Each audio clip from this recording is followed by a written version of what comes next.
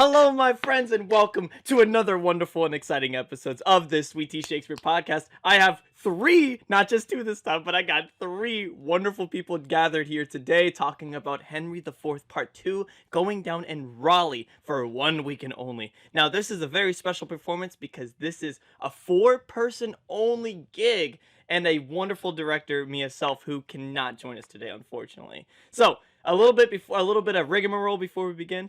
This is the Sweet Tea Shakespeare podcast, where we talk about everything Shakespeare, all your favorite teas, and everything sweet in the world. Sweet Tea Shakespeare is a non-profit theater company and training ground inspired by Shakespeare in the early modern period and his spirit and operations based in Fayetteville and Raleigh, North Carolina.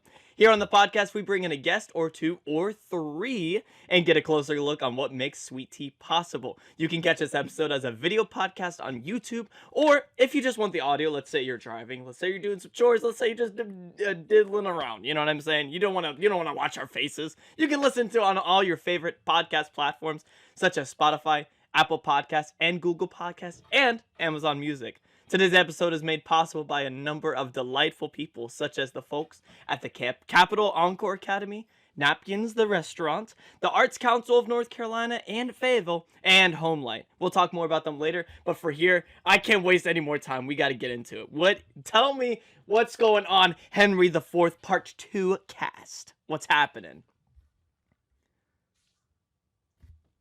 Revenge? Ascension? No, you can't do that. That silence was deafening, absolutely deafening. Let's do a little round table. We'll introduce ourselves and talk about how many characters we're playing and how excited we are for this production. We'll start with Jed and go around. Oh, hey everyone, my name is Jed Dixon. I get to play four characters.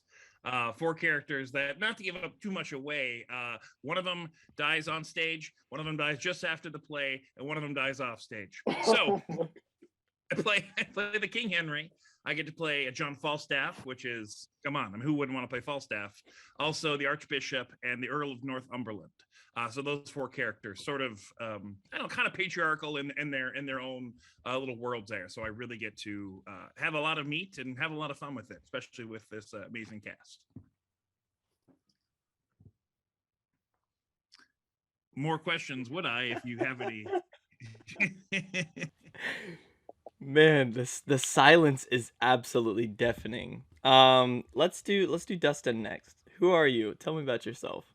Hi, I'm Dustin Britt. I am returning from Henry IV Part 1, which we did this time last year. We did Richard II and Henry IV Part 1, so we're continuing with Part 3. It's called Part 2, but it's kind of Part 3 of it's a whole thing. He wrote them out of order anyway. Who cares? When everybody knows what's going on, it doesn't matter. So yeah, I play 8 characters. I'm not even going to begin to list off who they are, but it's an assortment of dastardly villains and bumbling idiots and little old men and the things that I usually play, which tend to be fairly extreme and borderline irritating. So they came to the right place. But yeah, my characters tend to be quite extreme. And last but not least. Hi everybody, I'm Tia Lepley, and this is actually my first Shakespeare show, and what a fun time it's been. What a fun challenge for Shakespeare with only 4 actors. And like Dustin, I am playing 8 characters, and it's an interesting variety. We've got everything from rebels and king's advisors to prostitutes and drunkards. So we got a fun mix in there. You're starting off strong. You start off your first Shakespeare and you're doing all of it. You're covering all the bases. I'm good to go after this. So, have you been doing a lot of like theater or like the acting business in general? This is just your first Shakespeare? Tell me about that. I've done plenty of plays before, just not a Shakespeare. And how's it like getting into the what? I say written them too. I don't know if we're gonna get into that, but that's a deal for you. Yeah. So what so with this being first Shakespeare, and like I said before when we started this is 4 actors only. So this is already like a lot to take on for it being Shakespeare, but let alone a multitude of characters and a wide variety too. How was that overwhelming and stressful? And tell me about that. In terms of the number of characters, it wasn't so bad. The last show I did was Clue with Carrie Players, and I was like one of the ensemble folks. So I think I played like 4 or 5 characters then. So it was just, bumping it up a little bit. But no, the team has made this such an easy journey. Mia is absolutely brilliant. And the table work we did to really establish um, our own understanding of not just the play, the words, the characters, but our relationships with each other. Everything is, the team has just made it super easy. And I'm glad that we've all gotten to work together on this. So, Dustin, this is obviously not your first Shakespeare, but have you done were those other 2 shows the 4 actors only, or what? Is this your first 4 actors only? Tell me about that. It's my first 4-actor show with Sweet Tea. I directed a 4-actor Shakespeare production for Bear Theater some years ago, which actually featured one of our players, Laura Parker. That's where she and I converged, which was a collection of Shakespeare's drunken scenes, not drunken actors. That's very different, but drunken characters, including enormous chunks of this play, actually, because this play has some of the best Falstaff material. Mind you, there's only 3 Falstaff plays, so it's a 1 in 3 chance you're going to get something fantastic. But yes, I'm familiar with this kind of format, but I have not done 4 people doing a full length Shakespeare play, not even close to it. I've done bits and pieces. I've done 4-person plays and fewer people, but not Shakespeare. This is an enormous amount of material. Just the memorization part is its own daunting task that we have had to face and continue to face. I also want to give a quick shout out because you mentioned that name. This is a 4-actor show. So the only actor we're missing is none other than Laura J. Parker. Unfortunate that she missed it. Like I mentioned before, Mia self-directing it. A wonderful human being. Could not make it as well. And then we have a wonderful stage manager, Mary Margaret Hanna. And Aaron Alderman is doing your music and lights, maybe? As per usual. Man, lovely humans involved in this production. I cannot get over that enough. Now, Jed, tell me about your history with 4 people shows in Shakespeare. My history with 4 people shows, I'd have to go back. I'm sure I've done a musical or 2 with 4 people. Like I Love Your Perfect Now Change and probably a couple others. But I suppose with Shakespeare, Midsummer, I believe I did that in one of my colleges, and I got to play Caesar in another college, which was fun. We did The Tempest, and I've done a fair amount of studying of Shakespeare as far as the meter and the pentameter and all that, but it's been way, way too long. So to come into this production, knowing that, all right, I feel fairly confident on stage and I have a lot of fun on stage, but Shakespeare is an entirely different animal. You've got to learn the language and you've got to find yourself. Where do you naturally fit into the rhythm and the song of it?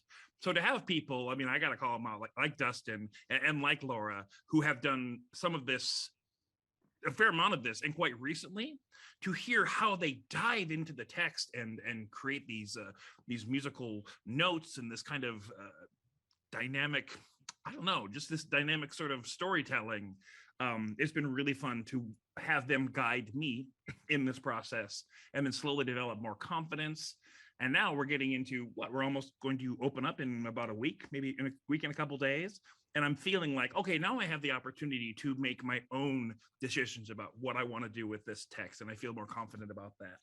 I'm not entirely sure what the question was, but I'm very excited. So I can add on to that. Can kind of yes and that a little bit. One thing, I want to make sure that Jed and Teal aren't selling themselves short. I can probably speak for Laura. I try to in my daily life because we are a 2-headed monster. We do. You are. Is that I think we have also learned a lot by hearing Jed and Teal's fresh takes on the material. Particularly with Teal coming in not having rooted their brain in this stuff for so many years, that they're coming in and they're seeing things in the language and they're seeing things in the character. And I'm like, oh, I hadn't even thought of delivering that way. So there's also something to be said for a fresh take. The plays are many, many, many, many, many years old. And I think fresh takes are always good. I've learned a lot from watching Jed. Jed's the best Falstaff money can buy. Absolutely. Just so Oh, friggin' man. funny. I've done my research. But also, as far as I know, Jed and Teal both mentioned working in the text. One thing that Mia did that is unusual is to take the time up front. We spent 2, 3 solid weeks just looking at the text, just looking at the words, reading it over and over and over, and digging into word by word by word, and talking to each other about where is the poetry, where is the prose. This play has such a wide range. There's rhyming verse, there's blank verse, there's prose. It's all kind of shuffled up together. And Mia gave us this amazing amount of time up front to do all of that really intensive work. So when we got it on its feet, we weren't simultaneously trying to do the scholarship and the acting. The scholarship part was done. And that was an enormous blessing. And I hope that more directors will take the time to do that because it saves time on the back end. Yeah. So I want to, before I get too far rabbit hole with it, you keep talking about this Falstaff character. And even when I went to go shoot that trailer, you guys were talking about this little Falstaff character. Now, for myself and the audience included, tell me what makes, and this is mostly to Jed, but kind of open to everyone, you know what I'm saying? Tell me about this Falstaff character, what makes him so endearing or like exciting to play or however you guys keep talking up about him.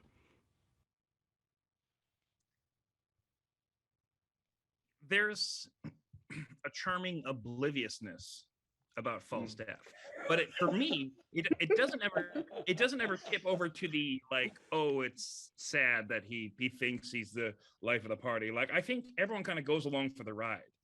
When Falstaff is in the room, he, for the most part, elevates everything. And yeah, certainly he's the butt of the joke, but I think he knows that as well.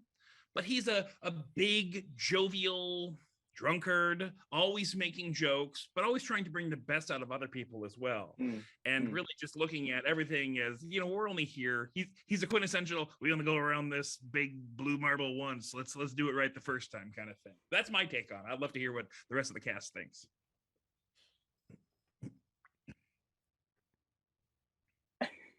Teal, you can sit in his lap. What do you think? Oh no! Thank you, Dustin. Yes, one of the many parts that I play is Falstaff's favorite prostitute, Doll Tear Sheet. Oh, nice. That is her name. I wish I As common as the road between St. Albans and London. She's Wait, a so very this- popular prostitute. What can I say? This isn't a family show. This isn't like you don't bring your kids. I Dang, mean, all families are different, Judson. that's true. That's very true. That's a subjective term. I stand corrected. It sounds like this Falstaff character is something that I would be called in high school. You know, the drunkard loser that just is funny. I think if Shakespeare's canon are to be played by famous comic actors, this is the John Belushi character. Oh, This is the John Candy. This is the guy who is big and loud and smelly, but you love him so much. And he does despicable things and you want him to get away with it. That's the thing about him, is he may have weirdly unscrupulous intentions, but he's never a villain. If anything, you want him to get one over on the people in power. And I think this is Shakespeare's opportunity to kind of to punch up quite a bit, is taking someone who is of a lower class at the time, but is extraordinarily intelligent, is extraordinarily empathetic, lies through his tooth, that the audience loves so much, they want him to get away with all kinds of madness. Queen Elizabeth, after Henry IV Part 2 was done, she was quite irritated because when we go into Henry V, we find out that Falstaff has died between the two plays. And she demanded that another play be written. So Shakespeare wrote Merry Wives of Windsor It was kind of like Misery. I imagined her tying Shakespeare down to a bed and breaking his feet. Yeah, they had to create more for him because he was Yeah. just that popular. Dang, so backed by popular demand type deal. Mhm. That's how good. And Jed, you get to play him. What an honor! What a treat! Yeah, I've never been the Hamlet type type of actor, but boy, it was only a matter of time before I got to play Falstaff, so I'm just reveling in it. Absolutely. So, this will be the last question before we go to our little ad break. But I want to ask, like, is there? Because we're talking about Falstaff. Do you have a specific like dream Shakespeare character that you guys want to play? I mean, I know Teal, this being their first Shakespeare, that might be a harder Hey, question to I was answer. an English major. I know my Shakespeare. Oh, Just okay. You know your just not stuff from a then. theatrical perspective. 'cause let me Okay, tell you, okay. theater folks and English majors look at it very differently. But Hmm. anyway, my Okay, so what dream or who do you want to play as? Besides another prostitute. Hey, this is my 5th time playing a prostitute. I don't know what that says about me, but I've had enough. Respect. I'll retire after this. I know, right? Now, I don't know if I specifically have a dream Shakespeare character right off the top of my head. Dustin? List is long. I'm not going to be cliche Yeah. and say Hamlet because I would probably not want to learn the lines. I'd probably turn it down. Mercutio or bust. Mm. Yeah. Mercutio and Romeo and Juliet is a must do. I would really love to do. So I've done Sir Andrew Aguecheek. I would love to do Sir Toby Belch in Twelfth Night. Really, really love to do Petruchio in Shrew, and I really love to do Shylock, but I need I'm not quite there yet in terms of my age. I mean, people do all kind of things all the time. But Shylock would Right. be really great. But again, like Teal said, I also have different ideas as an actor and as a director. Because there are things I really want to direct that I don't have that much interest in. Yeah. Oh yeah, for sure. I totally understand because it's like it's a completely different ball game from the inside and the outside. Putting it very simply. Jay, what about you? What you thinking? If there was a tight cast, much like the one that we have now, we could pare it down a bit. I would really love to get dark and deep into the Scottish play, as we say, and I love to play the Scotsman. But the biggest thing about that is I would love to work with a very talented and rich and collaborative lady Mackers. Can we say it here? I'm not entirely sure. There's a whole You know, honestly, there's a lot of like gray area with like the Zoom calls. Maybe the curse doesn't transfer through. I'll say the Scottish That's a woman. executive. All right, Packers is the pretty Scottish safe. woman. I Yeah. think it's pretty safe too, but we're COVID's around and we're a It's little over a week it, from performance. Let's just I was let's gonna not play say around with that. it. Yeah, yeah. I So totally understand. given a very strong and like a very communicative and a very collaborative Scots woman, I suppose you could say, I would love to play the Scotsman. I think it'd be really fun. And then I think being a father and having seen some of my children get older and feeling that more protection as they get into be more vulnerable states. I'm certainly not of the age, but Titus, I think that what he goes through, professionally, and with the army, and then personally with his family, and what he does about that, I think is incredibly rich. So it's pretty funny. I'm neither one of those are comedies by any means. I'm like, yeah, I want to do those. I Primarily, would pay I love cash money to see you play Titus Andronicus, Jed. yeah, It'd that'd be be really fun. fantastic. I think there'd be so much power there, and I could just put a hand in a pocket. Like I said, I Chris, want to see you do Sweeney Todd, and those characters aren't that far off from each Oh other. my God, There you're we go. right. Yeah. Yeah, that's, I that's think. my guess. That's my short answer. Yeah, I mean, I know you were talking about like super dramatic and dark and stuff like that, but I don't know about you, but I've have like a rich history in comedy and like especially my characters being the comedy characters or just kind of the one-offs, and I just really I don't know how much I want to play Hamlet, but to be able to sink your teeth in something so prominent and dark and so I don't know. I haven't had an experience like that before. I've had like slivers and hints of heart in certain characters and scenes, but not like for the duration of a show. And so I think So I don't know if, like I said, I don't know about you, if that's your history too, if you're just trying to get away from comedy or the funner characters like Falstaff or something like that. But yeah, for sure, I totally understand that. Laura and I complain. Well, complain is a strong word. Laura and I have observed over the years that she and I tend to be cast as the clowns, which, mind you, if you've got a niche, work it. Oh, If absolutely. you've got a cow, milk it. But we noticed that even in the most serious, devastating plays, Laura and I end up just acting damn fools.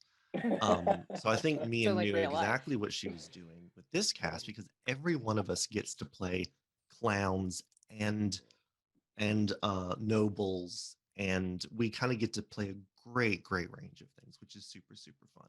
I'm usually not having to switch between a clown and a very serious noble. Usually that noble will end up being very clownish because I just can't help myself. So I'm having to control myself quite a bit, and Mia's helping me with that. Do you guys have some trouble with switching, or like do you guys find yourself having to switch very quickly because you guys are tackling a lot of variety and a lot of different characters, even though some are playing 4 and some are playing 8, that's still a considerable switch, and you're not seeing behind the scenes of having to decompress and activate into a completely different character. Do you guys find yourself having trouble with that, at least in the early production of it? Well, that's where Mia's direction comes in as well.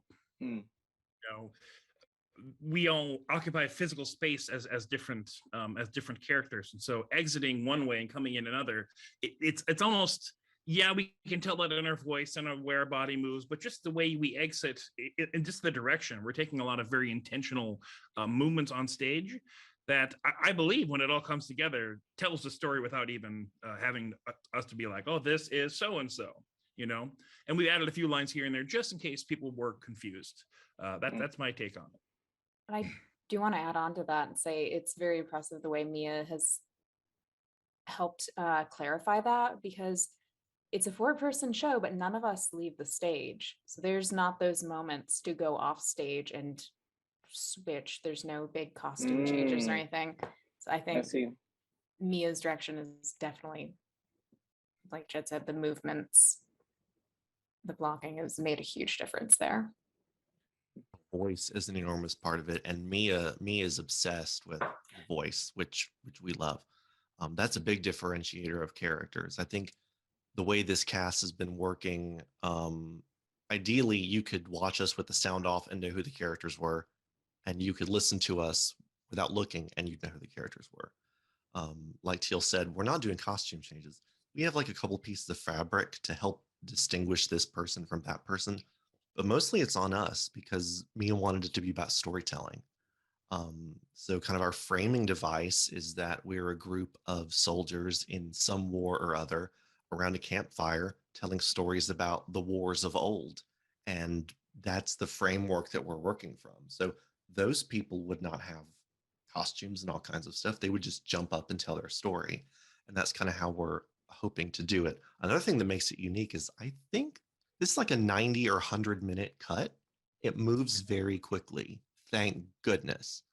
I personally am tired of watching 3-hour Shakespeare shows, much less being in 3-hour Shakespeare shows. But there's also something to be said for that momentum really carrying it through. Beautiful, absolutely beautiful.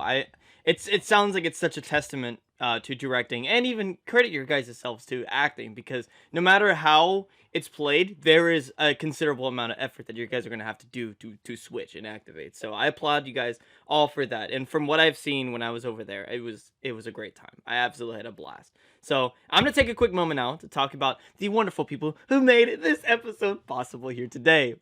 The Sweet Tea Shakespeare podcast is the official podcast for all things Sweet Tea Shakespeare, which is made possible by a number of lovely people and organizations. We are supported by a grant from the Arts Council of Fayetteville, the NC Arts Council, and by contributions from the city of Fayetteville, Cumberland County, and other supporting partners. We would like to take a moment to thank our Patreon supporters of all levels. This is made possible from your generous contributions, and we thank you. Want to join our lovely list of supporters? You can find us on patreon.com/sweetteashakes. Right now, we're in the middle of 2 wonderful productions, as we had an episode earlier from 20,000 Leagues Under the Sea. We also have this one that we're talking about now, Henry IV Part 2, coming this weekend, January 26th to 29th at Leggett Theater, where you can get tickets now at sweetteashakespeare.com/tickets. And the same goes for 20,000 Leagues Under the Sea, which is happening in Fayetteville at the Fayetteville Pie Company. And each ticket comes with a pie. So these are 2 shows you do not want to miss. Be sure to get your tickets now before they go out. Now, let's get back to the action. Plot twist, I'm not actually going to do it. I'm just going to do pause and then cut it and chop it in later.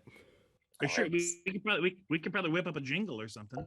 Who is it? Oh! Jed could whip up a jingle. It's a... RocketMortgage.com. Please, All right. 100-588. Oh my god. Shakespeare. I'm keeping all of this in, actually. Oh god. And we're back. So before we get back into the meat and bones of it all, I have a little surprise announcement for you guys. There will be a little surprise video after this episode. Unfortunately, the 4 of us sitting here today won't be able to see it, but we will add it in post, and so I need you guys to give me some fake reactions in just a second. When I do the little pause in the edit, when we come back to it, I need you guys to be like super like cool and happy, like you just saw the coolest thing ever. It's a brand new trailer for Henry IV Part 2. It's a little shorter bumper, a little like a TV spot kind of stuff, but it's super exciting. I'm very excited about it. So I need you guys to be on your A game. Like, is it like really dramatic or is it upbeat and campy? What's the Vibe? It is very good. It's very good. I mean, we figured, but you know. Yeah. That's all I'll say. It's a little surprise. So you were talking before we went to our little ad break about it being very short. You said 90 to 100 minutes, and it's like campfire-y, like you're swapping stories about the past and stuff like that. So how are you guys able to juggle that? Because campfire, I'm thinking like laid back, hanging out, getting a little snack, and having a good time, and just really taking my time and sitting with these stories. Whereas this is also really quick-paced, not action, but quick-paced, like, in-your-face story. So, how are you... I know it's kind of a hard, weird question to answer, but how are you guys able to, like, balance that? To keep up the pace, but also remain that tone, if that makes any sense.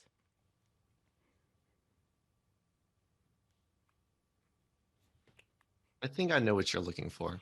I'm sorry, guys. I'm trying. No, I think I think I know what you're looking for. So I don't know if this keeps reminding me of the play Mr. Burns, a post-electric play, where they act out Simpsons episodes. For some reason, I keep going back to that when I think about this. So we start around this not real campfire, sitting on boxes with kind of junk around, and that's the set and the props. So we pick that up and it becomes the set and the props for the show. So that campfire quickly disappears and populates the world of the story we're telling, and then it all convenes back together. So very quickly, it's almost like if you were doing this in terms of film, it's almost like doing a big elaborate flashback. That world disintegrates very, very quickly within minutes. And then we're off to the races. So, and because the movement is constantly fluid, and because we're moving set pieces from place to place, there really isn't much of a break in the action at all. So that's kind of what keeps the momentum going, is that pause never happens again. I don't know if that answers. No, that it does. I do like that. That's like, if you were to explain it as a log line, it's really fascinating to me. I was just curious of like how you guys were able to maintain both, but I understand now how it like kind of picks up and you're off to the races more so. That makes sense. So I want to ask more about you guys and your history, because we talked a lot about Shakespeare, we talked a lot about Henry IV, and I know that's what we're here to do, and I'm very, very happy that we did all that. But I want to know more about you guys and where you stand and how you got to this moment today. So tell me everything that you did since birth. All right, that's what I'm asking for.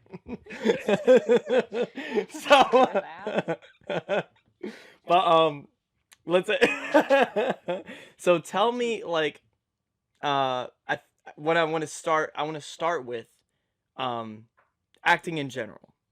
Okay, we'll start it pretty simple if that's if there's this. It's a simple question, but I don't know if it's gonna be a simple answer. You know what I mean? We'll start with Teal. Oh God, why would you do that? We'll start with Jed. Okay. No, I'm just It's kidding. It's fine. No, it's fine. I don't know. I acted some as a kid, summer camps, and then I moved to Raleigh. I'm from Goldsboro, North Carolina, but I moved here to Raleigh to go to NC State, and I was an English major there, and um, I was a part of their theater program as well. They're a non-major theater program, so any student can participate. And Mia Self is one of the wonderful directors there. And so I worked with her when I was a student.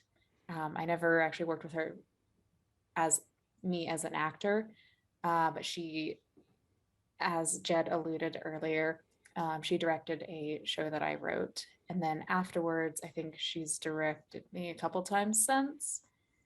And I've, graduated, never really left the area, worked with NC State's Theater Fest. They can't get rid of me. Just, Yep. been floating around That's in how the it area goes. ever since. So you said you wrote a show, Yep. and what's more frightening is that you just kept going. No, no. You just like moved past it. You just kept going. Tell me about like what show did you write? It was. Unless you don't want to, unless it's like super embarrassing back in the old days. No, I don't think it's embarrassing. I just think I've grown as an actor since then, so I kind of wish I could yeah. revisit it. But it was a 2-act straight play called Of Ghosts and Strangers. It was dealing with the brief plot was a woman has amnesia, but thematically it was about memory and identity and grief. So Mia was wonderful to work with, really digging into that and helping me find what the story was really supposed to be and what I wanted it to be, which was lovely. Would you write another show? I have. What? Just, oh my gosh! I just You're haven't full done of anything stuff. with them. It's the Yeah. Sweet Tea exclusive. I know. I can't believe this is the first. You heard it here first, folks. Dang. Well, that's exciting. That's really cool. And I hope to be able to see one of them because that sounds super exciting and awesome. And my little hats off to you, Dustin. What was the first show like? What got you into the business? What's up? Played a reindeer, like we all did in the early days. Played one of Santa's reindeer, like you do when you're 6. And then you get into theater summer camp, like you do when you're a teenager. And then I did not go to college for theater. I went to college for education. Got out of there, taught for a while, taught drama, got back into community theater. By sheer gumption, I got up one day and was like, they're doing a show. I'm going to go audition for a show. I have no business doing this. But I got in it and thought, oh, this is easy. Girl, please. And that was in maybe like 2013, something like that. So for almost a decade, I've just been doing the cycle, weaseling my way into productions here and there and tricking companies into letting me direct shows. And I came back around to this because I heard that Mia was doing part 2 of Henry IV. Laura and I had played Prince Hal and Poins, who we decided that they're lovers because, come on. Have you read it? Why not? They're super gay. So when I heard Mia was doing it, I contacted Mia, said, what's up? She said, obviously Laura's playing Hal again. I said, well, could I come on board as Poins? And she's like, will you also play 7 other characters? I'm like, sure, that's fine. I'm probably on stage as Poins some of the least of my time, actually. But that was me just greedily wanting to play Laura's boyfriend again. I mean, come on, And don't we I've all? seen Mia's work at NC State over the last decade, and I'm floored by her vision and how her visions come together on stage, and how well she works with so many different kind of design elements, the way she works with students. So I also wanted to work with her. So this is purely out of my own greed and self-satisfaction. And then I Correct. heard Jed and Teal were on board, and I had just seen them in Assassins at Theater Fest and had lost my mind and fanboyed out over them. So it turned out to be very, very good opportunity to do some fun stuff with some weird people and some weird stuff with some fun people. The dream come true, it sounds like. So I need to test the theory. Jed, Yeah. were you a reindeer? You know, I don't think I ever played a reindeer, but I'm definitely an angel and or shepherd in some church play. All the same. That's, Yep. All the same. it counts. It counts. It The works. secular version. Yeah, so if it's the same question, I guess I would say in high school did a fair amount of plays, you know, did some like artsy one acts and stuff. So I got to realize like, ooh, we get to have a nap and believe we are a character and wake up. What would our character have for breakfast and all that, those kind of exercises, and walk around and say yes game and things like that. So that was really fun. And then when I went to college, my first time, really focused on theater, not so much on the schoolwork. And so I got to a point where like we were doing Midsummers, and I auditioned for it, and I was like, oh man, bottom, you know, it just makes sense. Like I'm the guy. And he was like, oh, you know, we would, but your grades are not where they need to be. And I was shattered. So I missed the opportunity to play bottom in Midsummer. And so that was fun. I left for a while, left college, and then I did a Gilbert and Sullivan musical elsewhere, and kind of came back into that. Like, oh, I guess this theater thing, this musical thing is still not done with me. And then I went to University of Minnesota Duluth, and I got my degree in performance there, not in musical, just in acting. Did a number of plays there, had a wonderful time, and everywhere I've gone, I've sort of found my community niche. I moved here about 4 years ago, and I worked in the same theater in California, Nevada City, California. We did basically jukebox musicals. So that's where I learned the art of like, get the audience on board with you. You don't have to be good, as long as you can sell it and put a microphone in my hand, and I can get any audience going. So that's kind of what I come from. And then coming here, doing Assassins, and then Forum over at Interact Theater has been great. And this is an entirely different beast, but I am having a blast with Shakespeare and this amazing crew. Dang, that's so, my heart is full. That's so sweet. So when Teal was talking, they were talking about how they'd love to revisit that old play, and it got me thinking. It got the little gears turning about. Do you have any past performances or characters or projects in general? And Teal, you feel free to skip out of it because you kind of already talked about it. But you can still input if you absolutely want. But like, do you have anything that you would like to revisit? Because me personally, anything from the years 2015 to 2017, like anything and everything actually, because I was blessed to play one of my absolute dream roles of Link Larkin. Granted, I can't sing it, absolutely, but in Hairspray it was an absolute dream of mine. And I always have this kind of the performer curse of when you get to rewatch it, or if you get to like catch yourself noticing your own performance and being like, I could be better.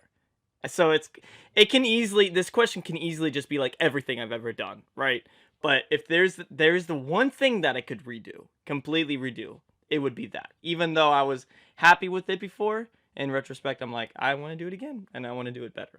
So, is there any standouts for you guys?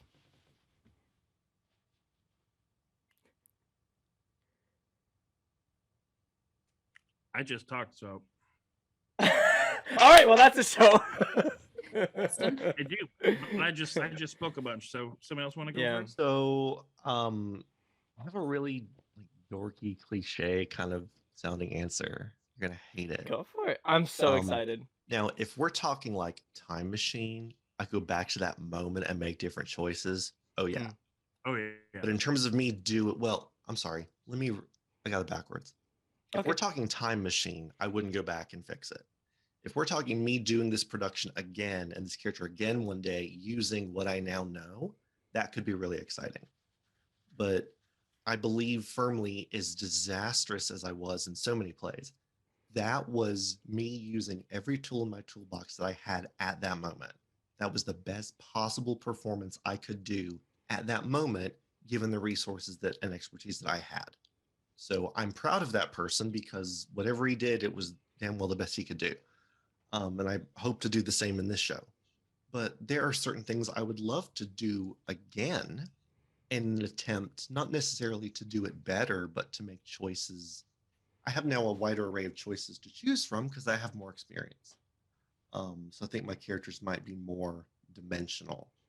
I don't know that there's a specific play that it would apply to, but it would probably be something back from when I was a teenager. Probably wouldn't be something from when I was an adult. Yeah, that works. I was really hoping that you'd say the reindeer, but I mean that's okay too, I guess. I guess Well, I'll take here's it. the thing is I played the shit out of that reindeer. No I- regrets. Say what you want. No regrets. The critics were doing cartwheels over that reindeer. Oh no. Yeah. I need the footage. I need to watch this. I need to see it from my own eyes. But I guess you had to be there. I guess I missed out. I treat it like the Star Wars Christmas special. It is in the vault and you will not see it. You'll see The it. Star Wars Dang. Christmas special. Dog. Well, I mean, that is Christmas too, so it checks out. Maybe more than anything else, I would love to go back to the musicals and sing better. Maybe that's because I Yeah. can sing and dance slightly better than I could then. So maybe I could Yeah, right. vocally perform better. Yeah, the more I talked about Link Larkin, I'm like, I don't think I'm like that much of a better singer now. So I'd like to go back and redo it and do it better, but I don't know if I can sing better.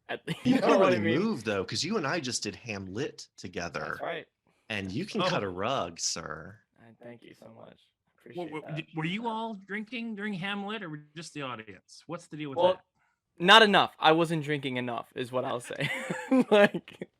But yeah, with our lit shows, our lit productions, the cast usually does a cast shot right before the show. But they are a touring production at bars and stuff, so the audience definitely drinks too. Sometimes pregame, sometimes they beat us to the punch, right? So more audience drinking than us. But yeah, we do a little Routinely a safe cast partaking. shot, but most of us don't do any drinking Yeah. before that because it's hard enough to act and remember Shakespeare as it is. Oh yeah. Mm-hmm. And if you I went- can't act drunk, then you're probably not a very good actor anyway. Okay, just call me out then. Just what? All right, whatever. You were never drunk on stage in that show, Judson. You're a As very far as good you know. boy. You're a very good boy. I was a good little boy, and then but we just did Othello, and I had to act drunk, and I tell you what, I've been like drunk once in my life, and what I did on stage was not that one time in my life. You know what I'm saying? That was not it. Again, retrospect, bring it back, redo, time machine, let's go. Does anybody else have any like specific productions they'd like to revisit with the knowledge they have now? Going back to it. Jed? I mean, I want to give you Space Steel, but if you've got nothing, I've got. I already kind of answered his. I caused his question. He did. All right, I got you. You know, on the subject of drinking, I once was part of a very ill-advised and probably illegal, now that I think about it, one night only version. So we were doing this play where regular run. We did a midnight version of the Full Monty, called it the Balls Out edition. You told me about this. Can we bleep on this? No, look, you say it. I will just make sure that kids. and I want to hear it again. Yep. tell the Okay, story, so you do not censor yourself. Do not hold back. I will do what I need to do afterwards, depending on how bad it is. But So, Jed, I need to know preface now. I just want to preface, I believe, Jed, you were actually doing a legitimate production of Full Monty at the time. That's correct. This was around 2012. And yeah, we're doing a production of Full Monty with this new production company that came to town, and I really helped like get this Mondo cast together. And I got to play the best friend. I got to play Dave, the big guy who's a little unsure of his body and whatnot. By the way, I would do that forever. So that might be my, do it on Broadway for season after season kind of show. So we did this one midnight show, and for some people, that's the only version that they saw. So we started off. It was just like, we're going to do the show and then you can mess around with it however you want to. That was kind of the idea. So there's one song that's called Scrap. It's all these guys, these metal workers sitting around. It's set in Buffalo, New York instead of England. So the musical's a little bit different. They're sitting around and the song is called Scrap. And they all have this like nice jazz chords. They're talking about, I'm scrap, scrap. Well, for the production, whoever had the first line said piece of shit. So we just kept singing, a piece of shit, a piece of shit. And it went on from there. They had bits that they had rehearsed and put together. At one point, I had like a leather mask on me that was like a kind of a gimp character. And that's aside from all the drinking that happened beforehand and during the show. And at the end, when we did our big reveal, I think the lights came on as opposed to went off. Before the original production, you had this big light that goes on behind you and you're kind of like in silhouette. Well, in this one, they had the house lights come up. And so it was just everybody was there and we're stumbling around on stage. I would give you more details, but I don't fully recall. The Full Monty. Oh, man. The Full Monty and it's full. Yeah. Yeah. Oh, man. Ill-advised. Kids, I do not recommend this. And I don't know. Maybe they'll get in trouble, but whatever. Yeah. Just don't do what I do, basically. All right, so we were about to wrap up, but before we do, I did promise a little something. And so here it is, the official second trailer kind of bumper TV spot for Henry IV Part 2. Oh, man. Oh, that was so good. Oh, man. Say, wow. That was... Again, I'm not going to cut this either. If nothing else, we look really cute. Yeah. Always. Yeah. If for no other reason. Look, by the way, I'm not going to actually put the trailer in there. I'm just going to have you guys reacting to nothing. You dick. No, but for real, here's the trailer.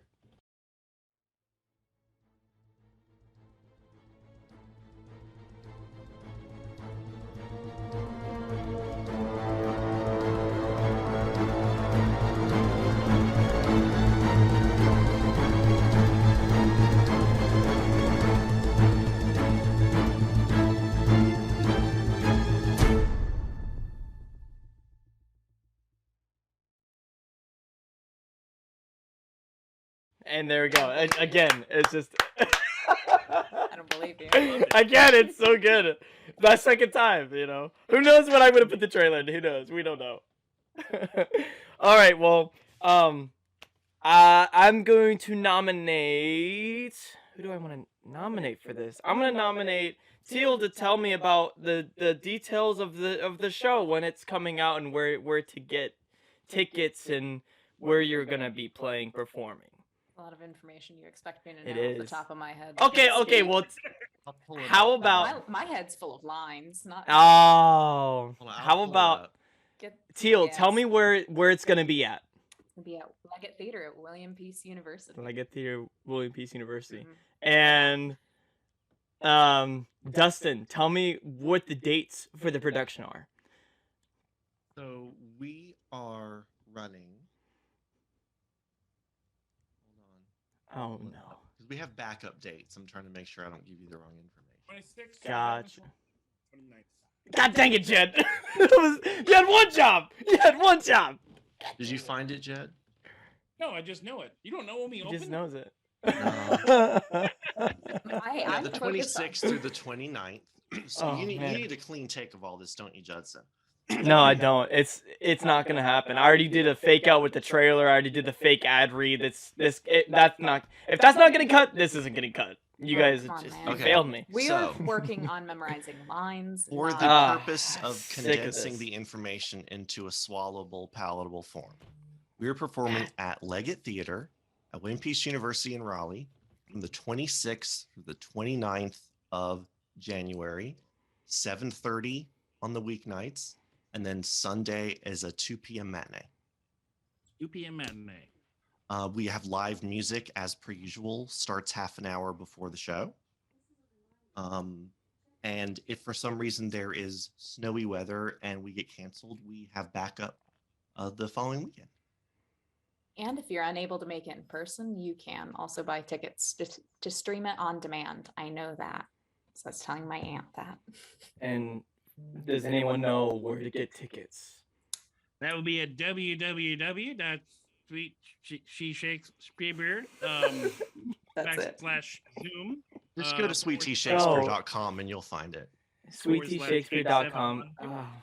SweetTeaShakespeare.com, you'll find everything you need. SweetTeaShakespeare.com/tickets to get tickets for Henry IV Part 2, starring these goonballs that And can't even it's get the okay information. If you and didn't then- see Richard II or Henry IV Part 1, it will make just as much sense as if you did. Yes. Which is Man, you know, weird. I was really hoping we'd end off strong, and then we just fumbled the bag there. So I'm a little disappointed, a little butthurt. I'm just kidding. Thank you guys. I'm so glad you guys were able to join me here today. I had an absolutely wonderful time today, and I hope you guys did too.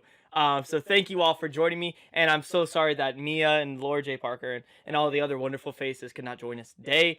But we are signing off. Thank you so much for tuning in, and we cannot wait to see you at Leggett Theater and on our next episode of the podcast. Thank you all. Bye.